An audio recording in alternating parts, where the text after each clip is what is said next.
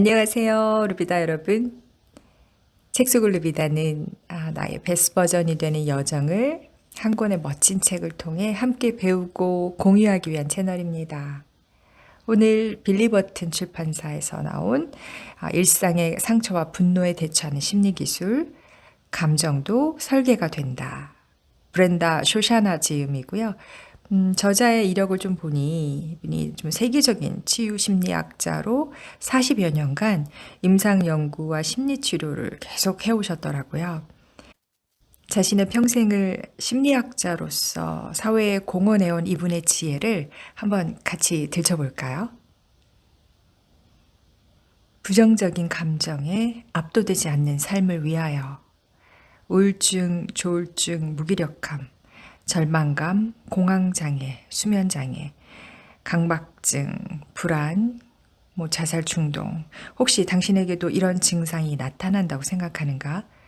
자신의 삶이 불행하다고 느끼고 정신 건강이 심각한 상황이라고 평가하는 사람이 많다.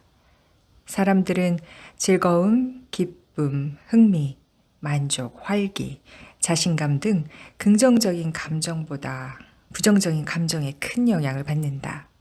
사람들은 걱정이나 갈망, 아픔, 공포 등을 느낄 때 심각하게 반응한다. 그리고 이런 감정들은 화와 관련이 있다. 부정적인 감정을 거슬러 올라가면 어김없이 화가 자리한다. 현대를 살아가는 우리는 심각한 화 증상을 겪고 있다. 길거리의 폭력, 직장 내 폭력, 가정 폭력, 약물 중독 등은 화가 드러나는 많은 방식 중 일부에 불과하다. 화에서 비롯되었다고 추측해 볼 수 있는 파괴적인 행동, 특히 위장된 형태로 드러나는 증상 때문에 수많은 사람이 술과 마약에 중독되고 인간 관계가 원활치 못하며 항우울제에 의존하고 비만에 시달린다. 화가 마음에만 병을 일으키는 것이 아니라 몸의 건강에도 해를 끼친다는 사실은 잘 알려져 있다. 화는 심장 발작, 고혈압, 요통, 원인 모를 통증, 그 외의 수많은 만성 질환에 직접 영향을 끼친다. 화는 우리가 잘 아는 격렬한 감정 폭발뿐만 아니라 미묘하게 다른 형태로도 표출된다. 화는 우울증, 인격장애, 난잡한 성생활, 가정폭력 등 여러 모습으로 드러나며 우리는 이로 인해 다양한 고통을 겪는다. 또 강한 강박관념이나 강박장애, 일상생활에서 중요한 선택과 결정을 내리지 못하는 장애를 일으키기도 한다. 나는 40년 넘게 심리치료를 진행하며 셀 수 없이 많은 사람을 만났고 이야기 나누었다. 내가 알게 된 사실은 그들이 부정적인 감정에 압도되어 있다는 점이다. 부정적인 감정을 드러내는 사람들의 바탕에는 화가 자리 잡고 있었다. 분노가 그들의 감정을 삶 전 자체를 뒤흔들고 있었다. 내가 확실하게 말할 수 있는 것은 화가 여러 얼굴을 갖고 있다는 사실이다. 화는 다른 감정의 표면 아래 숨어서 늘 모습을 바꾸고 늘 다른 가면을 쓴 채 나타난다. 이것은 화의 독특한 속성이기도 하다. 우리가 화를 잘 다스리지 못하는 이유도 화가 변장과 위장의 달인이기 때문이다. 화의 본 모습을 제대로 파악하기는 어렵다. 우리 마음속에 부정적인 감정이 일어날 때 그 뒤에는 화가 도사리고 있다. 화는 긍정적인 기분을 말려주기는 독소이며 삶을 어두운 절망에 빠뜨리는 은밀한 배후조정자다. 부정적인 감정 뒤에 화가 있다는 사실을 알아차리지 못하면 우리의 영혼은 서서히 황폐해지고 마음의 평화를 얻기 힘들다. 따라서 먼저 화의 실체를 이해하고 언제 화가 일어나고 어떤 심각한 결과를 만들어내는지 관찰해야 한다. 그렇게 한 다음에야 우리는 자신과 주변 사람들에게 불행을 불러오는 비밀스러운 흐름을 짚어낼 수 있다. 당신이 느끼는 감정은 당신의 것이지만 그것을 다루기는 쉽지 않다. 어떤 상황에 있든 사랑과 평온함을 염두에 두고 감정을 선택한다면 당신은 새로운 사람으로 거듭나게 될 것이다. 부정적인 감정에 중독되다. 우리는 매우 쉽게 중독된다. 중독은 반복 경험을 통해 다양하고 복잡하게 형성된다. 우리는 습관의 창조물이다. 습관적인 행동과 절차는 삶의 안정감, 정확함, 또 편안함을 제공한다. 사람들은 습관을 곧 자신이라고 여기기도 한다. 따라서 어떤 습관들이 파괴됨과 동시에 안락함도 사라질 수 있다. 우리가 안락함을 위해 어떤 습관에 의지하고 있다면 그 습관은 중독으로 발전하기 쉽다. 행동, 감정, 물질, 사람 등 무엇이든 될 수 있는 이 특정한 습관 없이는 우리는 상황을 헤쳐나갈 수 없다고 느낀다. 불안이 커질수록 좋은 기분을 회복하고자 하는 갈망도 커지므로 결국 불안의 실체를 알려고 하기보다는 그 갈망을 채우는 데만 급급하게 된다.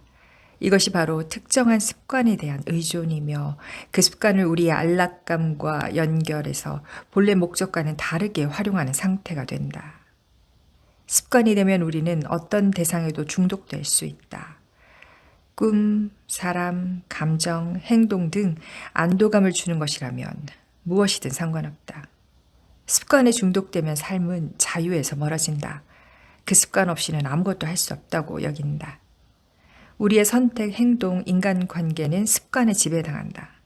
일시적인 즐거움에 비해 엄청난 대가를 감당해야 하는 이런 거래는 대개 드러나지 않는 곳에서 이루어진다. 사람들은 다양한 방식으로 중독되며 그만큼 중독은 많은 효과를 제공한다.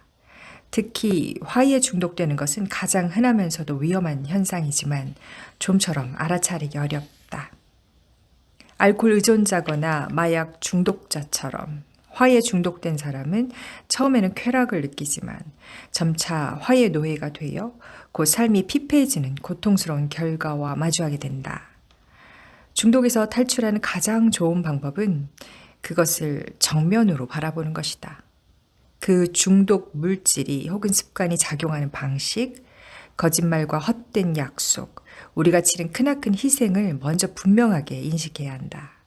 그리고 중독이 진행되는 과정을 완전히 파악한 후에는 중독이 유지되게 했던 두려움을 차례로 제거한다. 그 두려움은 중독의 연료를 공급했던 숨은 욕구를 찾아내서 해결하면 곧 사라진다. 이런 과정을 거쳐 우리는 다시 힘차게 살아갈 수 있다. 화에 중독되었을 때 느끼는 착각. 화를 낼 때 우리는 힘, 강함, 정의, 권력, 권위, 통제력이 자신에게 있다는 일시적인 착각에 빠지곤 한다. 분노의 파도는 알코올과 마찬가지로 우리를 두려움과 억제력과 의심으로부터 멀리 떨어뜨려 놓는다. 대신 평소에 느끼거나 행사하기 어려운 자유와 권리에 대한 일시적인 감각이 그 자리를 차지한다. 화는 또한 자신이 절대적으로 옳다는 생각을 만들어냄으로써 논리적인 생각을 하지 못하도록 방해한다. 화가 일어나는 순간에는 망설임 따위는 존재하지 않으며 망설일 필요도 느껴지지 않는다. 평소에는 결정을 내리는데 문제를 겪는 사람도 화가 나면 쉽게 결정한다. 그러나 그들은 결정을 내린 주체가 자신이 아니라 분노라는 사실을 인식하지 못한다. 화가 났을 때 내리는 결정은 대개 상황의 제한된 측면에만 근거를 둔 편협한 것이다. 그런 결정이 긍정적인 결과를 가져오는 경우는 거의 없다.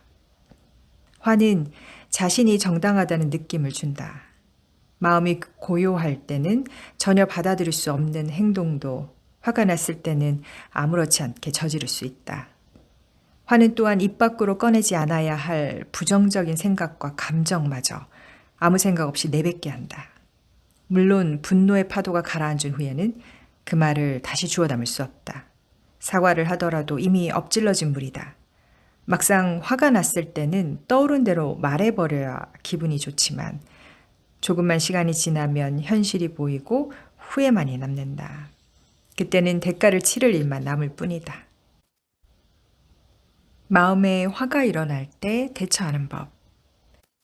한참 화를 내면서 화의 한가운데 있을 때 우리는 기계적으로 남을 탓하고 공격하고 무례하게 대하는 등 여러 가지 반응을 하게 된다. 이런 반응들은 우리 자신과 다른 사람들을 해칠 뿐만 아니라 화 자체를 점점 강화시켜서 결국 문제 해결이 불가능한 상황을 조성한다. 진실로 화는 상황을 어렵게만 만든다. 긴급 대처법은 어느 상황에서든 즉시 화를 가라앉힐 수 있는 효과적인 방법이다.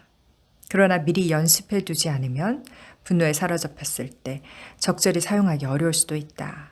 미리 공부하고 연습하라. 이 대처법에 익숙해지면 당신은 긴급한 상황에서 효과적으로 벗어날 수 있다.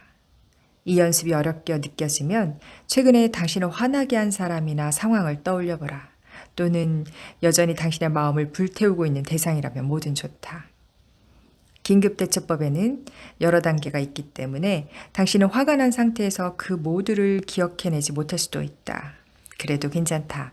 단 한 단계만 실천하더라도 그 결과는 매우 달라질 것이다. 8단계 긴급대처법 1. 마음속에서 화가 일어나는 것이 감지되면 즉각 모든 것을 멈춰라. 완전히 멈춘 상태를 한동안 유지하라. 되도록 최대한 마음을 가라앉혀라. 숫자를 세며 10회 정도 심호흡을 하라. 2. 그 상황을 더 큰 맥락에서 가능하면 인생 전체의 관점에서 바라보라. 그 일이 결코 세상을 끝장낼 만한 일이 아님을 인식하라. 3. 당신에게도 잘못이 있을지 모른다고 생각해보라. 일단 화가 나면 내가 옳고 상대방이 틀렸으니 내게는 화를 낼 권리가 있어 라는 생각을 뒷받침하는 수천 가지 이유가 마음속에 떠오를 것이다. 그러나 분노에 사로잡혔을 때는 상황을 전체적으로 바라보거나 온전하게 알기가 어렵다는 사실을 기억하라. 4. 상대방이 의도적으로 당신을 언짢게 하려는 것이 아니라는 사실을 받아들여라. 분노는 당신이 상황을 어떻게 해석하느냐에 달렸다. 그 해석은 실제 상황과 다를 수 있다. 많은 경우에 분노는 망상을 키우므로 우리는 다른 사람들이 일부러 우리를 언짢고 화나게 한다는 생각에 휩싸여 평정을 잃는다. 그러나 오히려 상대방은 당신의 공격에서 자신을 방어하기 위해 애쓰고 있는지도 모른다. 5. 상대방에게서 동정심을 느낄 만한 요소를 찾아보라. 예를 들어 그들은 매우 심각한 고통을 겪는지도 모른다. 상대방에게 동정심을 느낄 때는 화를 내기가 불가능하다. 6. 당신을 화나게 한 상대방을 용서하라. 7. 화가 났던 당신 또는 당신이 홧김했던 행동을 용서하라. 8.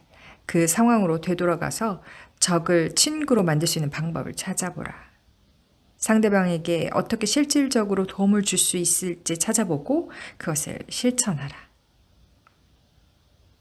어떤 단계나 지점에서 당신은 분명히 마음 깊은 곳에서 화가 가라앉음을 느끼게 될 것이다. 고요함과 안정감이 당신을 감쌀 것이다.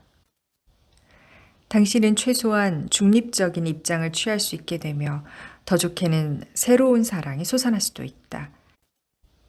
이 대처법은 누구나 할 수 있으며 언제 어디서든 적용할 수 있다.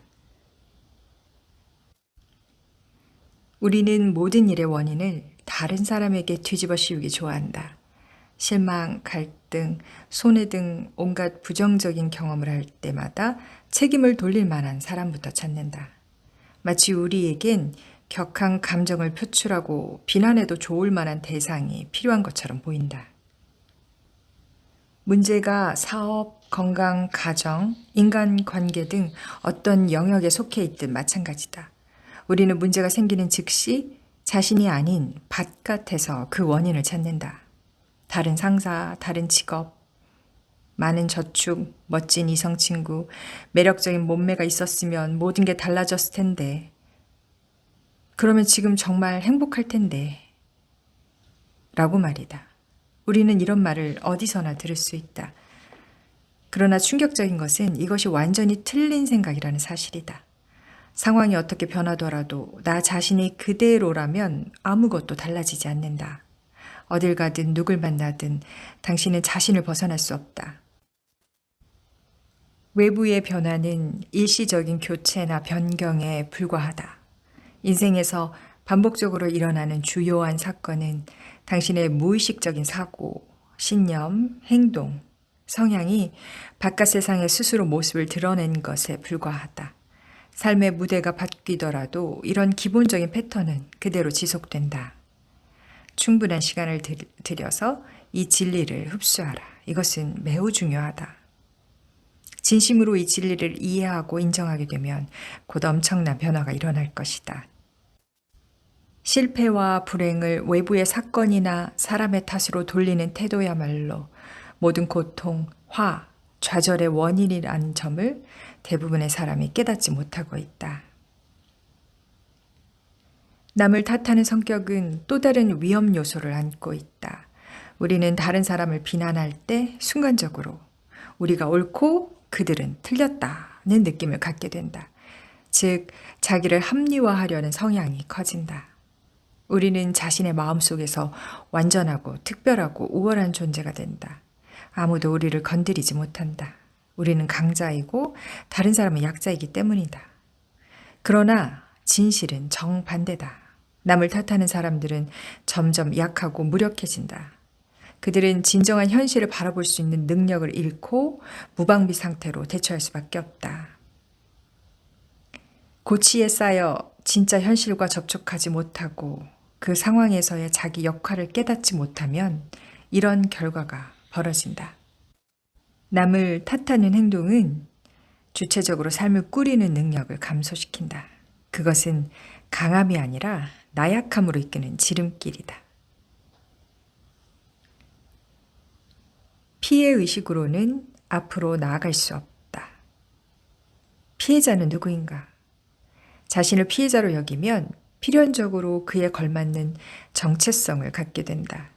어떤 사람들은 피해자가 됨으로써 특별한 힘을 얻는다. 그들은 계속 화를 내거나 복수를 해도 된다는 특권을 얻은 것처럼 느낀다. 물론 상처 입은 사람이 자신의 나약함을 깨닫고 힘을 키우려고 노력하는 것은 당연하다. 그러나 스스로 힘을 키워 강해질 수 있는 최선의 방법은 무엇일까? 부당하게 피해를 당했다는 생각을 항상 염두에 두고 생활하는 것이 과연 효과적으로 권리를 회복하는 방법일까? 피해자라는 단어에는 눈앞에서 일어나는 일을 제어할 힘이 없는 사람이라는 뜻이 담겨 있다. 당신은 이런 모습을 살기를 원하는가? 피해자 의식은 인생의 모든 사건에서 권한과 책임을 지속적으로 박탈할 뿐이다. 피해자를 옹호하는 많은 사람은 균형 잡힌 사회를 원한다. 그러나 우리는 그토록 위대한 그들의 정의를 위해서 얼마나 더 많은 대가를 치러야 하는가? 어떤 사람들은 자신의 주장이 옳았다는 사실이 증명될 때까지 오랜 세월 동안 절망감과 분노를 안고 살아간다. 또는 다른 사람에게 분노를 퍼붓기 위해 피해자 의식을 이용한다. 그들은 한번 심각한 피해를 당한 일이 있으므로 다른 사람들을 마음껏 증오하고 골탕 먹여도 괜찮다는 생각을 갖고 있는 것 같다. 또한 그들은 우울해지거나 비열해지거나 삶을 방관해도 괜찮다고 여긴다. 그러면 피해자 의식은 개인에게 어떤 영향을 미칠까? 그것은 사람을 앞으로 나아가지 못하게 한다. 그들은 계속 고통스러운 상황에 붙잡히고 그들의 마음은 고통과 분노로 채워진다. 그들은 모든 집단과 사람들을 삐뚤어진 눈으로 바라본다. 그들은 온갖 형태의 악의를 합리화한다. 그들의 인생은 수많은 문으로 닫힌다. 그렇게 돼서 그들은 진짜 피해자가 되어가는 것이다. 복수심으로 정말 파괴되는 사람은 누구일까? 만만치 않은 주제처럼 보이겠지만 잠시 시간을 내 우리 삶이 복수심이 얼마나 많은 영향을 받고 있는지 생각해보자. 상처받고 배신당하고 모욕과 무례함의 표적이 되면 우리는 받은 만큼 되돌려줌으로써 손익을 맞추고 정의를 바로 세우려는 즉각적인 반응을 보인다. 우리는 부당하게 피해를 입었다는 사실을 증명하고자 애쓰며 상대방을 내치고 고통에 빠뜨린다. 복수를 하는 방법은 매우 다양한데 그 중에서도 가장 극단적인 방법은 직접 가해자를 찾아가 대놓고 비난을 퍼붓는 일이다. 고소를 하거나 항의 편지를 보내거나 기타 용인된 방법으로 복수를 할 수도 있다. 반면 곧장 반격하지 못한 피해자는 은밀하게 가해자에게 복수할 궁리를 한다. 그는 받은 대로 되돌려줄 기회만을 엿본다. 때로 복수심은 조용하면서도 잔인한 방법으로 나타난다. 상대방을 문전박대하고 전화를 받지 않고 근거 없는 악의적인 소문을 퍼뜨리거나 친구 사이를 이간질하고 모임에 초대받지 못하거나 승진해서 탈락하도록 회방한다. 그러나 위험한 복수심의 대가는 가해자보다 복수를 실행하는 사람에게 더 많이 돌아간다. 대개 우리는 왜 그때 그런 피해를 보았는가 하고 자신에게 쉼없이 묻는다. 모든 잘못을 상대방에게 돌리고 비난하는 것은 가장 쉽고 만족스러운 결론이다. 그러나 한 걸음 물러나 더 넓은 시야로 전체적인 상황을 살펴보기 위해서는 커다란 용기와 지혜와 성숙함이 필요하다. 복수를 하려는 욕망은 종종 망상 또는 집착으로 발전한다. 다른 일에는 흥미를 느끼지 못하므로 인생은 점점 더 복수에 대한 생각으로만 가득 차고 좁아진다. 복수에 중독된 사람은 그 밖의 일에서는 아무런 의미를 찾지 못한다. 안 갚음할 방법이 떠오를 때까지 그의 인생 전체가 뒷전으로 밀려나게 되는 것이다. 어떤 살인사건의 경우에는 살인범을 붙잡아 처벌할 때까지 피해자의 가족들은 전혀 서로를 다독이지 못한다. 그들의 머릿속은 온통 사랑하는 사람에게 가해졌던 폭력과 범인에게 마땅히 되갚아 주어야 할 처절한 응징에 대한 생각과 망상으로만 가득하기 때문이다. 복수심은 가해자에게 대한 분노를 다른 사람들에게 전이시키는 또 다른 위험한 결과를 초래한다. 예를 들어 피부색이 다른 사람에게 피해를 당한 사람은 곧 그 인종 전체를 싸잡아서 비난한다. 이처럼 단 한 명을 향한 복수심은 그가 속한 집단 전체의 본 모습과 결백함을 간과하도록 만든다. 복수는 맹목적이다. 복수는 눈을 멀게 하고 죄 없는 사람들까지 공격하도록 꼬드긴다. 정신질환의 주된 원인도 바로 복수심이다. 끝없이 이글거리는 복수심은 치명적인 독과 같아서 사람들은 이 맹독을 밖으로 배출하기보다 내면에 지리고 살아가는 방법을 선택한다. 복수를 꿈꾸는 사람은 지난 일을 잊지 않겠다고, 다시는 그런 일을 겪지 않겠다고 다짐한다. 또한 가해자에게 복수할 기회를 절대 놓치지 않겠다고 자신에게 맹세한다. 이런 분노와 원한은 창조적인 삶, 열린 마음, 사랑, 여가, 신뢰 등을 차단한다.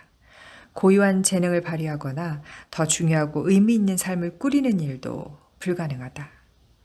복수에 붙들린 사람은 피해를 입은 상황에서 헤어나지 못한다. 그 일을 떠나보낼 수도 없고 삶에 신선한 기운을 불어넣을 수도 없다. 복수심을 없애고 빛과 사랑을 내보내는 연습. 티베트 불교에는 통렌이라는 아름다운 수행법이 있다. 이 수행의 절반은 다른 사람과 자신 또는 특정한 감정과 상황을 향해 빛과 사랑을 내보내는 연습이다. 나머지 절반은 까다롭고 고통스러운 상황을 피하지 않고 있는 그대로 받아들이기, 즉 호흡으로 들이마시는 연습이다. 이제 숨을 내쉴 때마다 빛과 사랑을 내뿜는다고 생각하라. 그런 감정을 실감나게 느낄 필요까지는 없다. 단순하게 그 사람, 상황 또는 감정에 집중하고 당신에게 빛과 사랑을 보냅니다. 라고 되뇌어보라. 거듭 반복하라.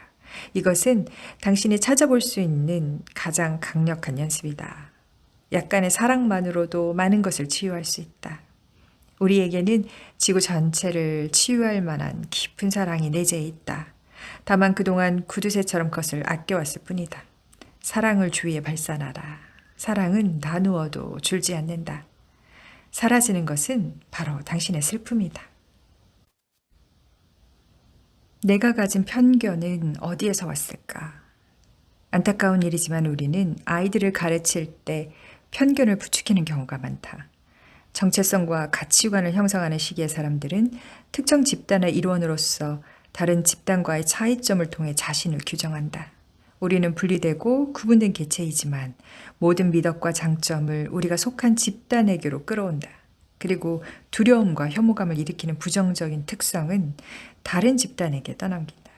그들은 왠지 위험하고 또 접근하기 꺼려지며 비난당해도 마땅한 사람들로 여겨진다. 모든 종류의 악행과 난폭함의 주범으로 매도하기도 한다. 증오 범죄와 전쟁은 바로 여기에서 비롯된다. 레지널드는 뼈대 있는 집안에서 자란 토박이었다. 그는 대학을 졸업한 후 고향으로 돌아가 그곳에 정착했다. 자신의 민족, 종교 가문이라는 테두리 안에서 견고한 정체성을 형성하고 있던 레지널드는 자신과 다른 면이 있는 사람들을 관대하게 받아들이지 못했다. 그는 다른 관습이나 가치관, 피부색, 문화를 갖고 있는 사람들을 삐딱한 눈으로 보았다. 심지어 작은 목소리로 야만인들이라고 중얼거리곤 했다. 그러다가 다른 종교와 피부색을 가진 사람들이 근처로 이사를 오게 되자 레지널드는 마치 침략을 당한 것처럼 불안과 위협을 느꼈다. 그는 이사 온 사람들을 그 지역 사교 모임에 참여시키자는 의견에 반대했다. 레지널드는 밤마다 문을 굳게 잠갔고 심지어 그들과 인사도 나누지 않았다. 레지널드의 반응은 단지 외부적인 변화와 그릇된 우월의 의식이 때문이라기보다는 그 자신의 취약한 정체성 때문이었다. 그는 자신이 누구인지 제대로 알지 못했다. 또한 그는 현실이 어떤지 알지 못했고 내적인 안정감을 주체적으로 유지할 능력도 없었다. 그는 자신이 속한 집단들의 특성을 조합한 자아, 즉 폐쇄적이고 가공된 정체성을 갖고 있었다. 그는 제 입맛에 맞는 대로 살기 위해 창살 없는 감옥을 스스로 만들었다. 그는 그곳에서 탈출하지도 그곳을 다른 사람에게 개방하지도 못했던 것이다. 레지널드는 자신의 본 모습을 몰랐던 것처럼 다른 사람들의 모습도 있는 그대로 받아들이지 못했다.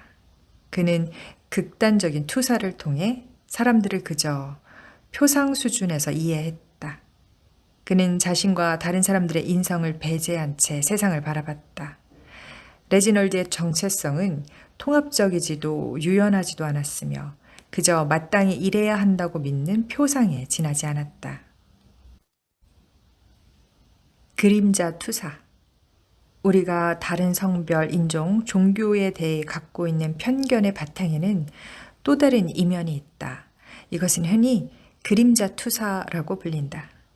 심리학자 로버트 블라이의 이론에 따르면 모든 사람은 각자 스스로 인정할 수 없는 부분, 그림자를 갖고 있다.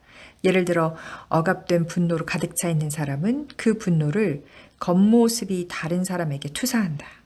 이렇게 자신의 분노를 외부로 투사함으로써 그들은 오히려 다른 집단 사람들이 화가 나 있으며 위험하다고 인식한다. 정말로 위험한 것은 바로 자기 내면의 분노이지만 그것은 적절히 해소되지 못한 채 외부로 투사된 것이다.